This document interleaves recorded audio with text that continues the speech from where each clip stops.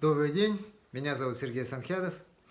В культовом советском мультфильме «Приключения капитана Врунгеля» главный герой пел: «Как вы яхту назовете, так она и поплывет». Поэтому он назвал свое судно «Победа», но в самом начале пути первые две буквы отвалились и получилась беда. Последствия не заставили себя долго ждать, поскольку, как поется в той же песне, в море синем, как в аптеке, все имеет суть и вес. Что же сегодня имеет суть и вес для Республики Бурятия, с которой на заре ее становления произошла похожая история? В данном случае речь идет, конечно, не о названии, а об одном из основных ее символов – государственном гимне.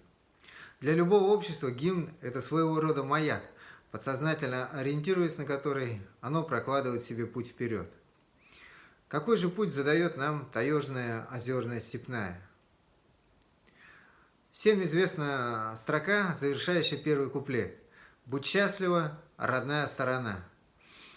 Такое пожелание возникает у молодого человека, покидающего свою республику, а нелегкость его дальнего пути говорит о том, что происходит это вынужденно, в поисках лучшей доли.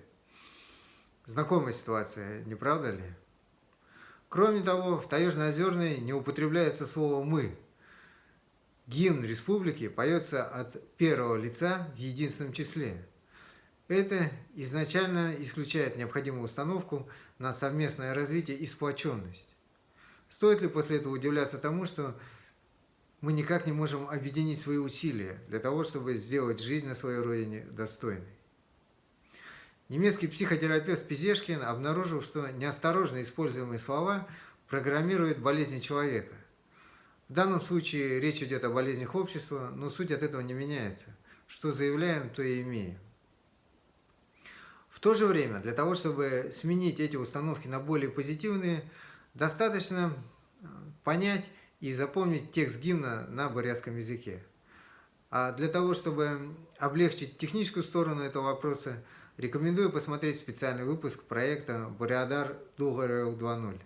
Ссылка будет в закрепленном комментарии. Кстати, многие спрашивают, как просматривать комментарии. Для этого, если вы видите ссылку на видео в Вайбере, достаточно нажать на текстовое название видео внизу. Таким образом, вы войдете в YouTube, где, спустившись под видео вниз, сможете читать комментарии. Дахим, здравствуйте!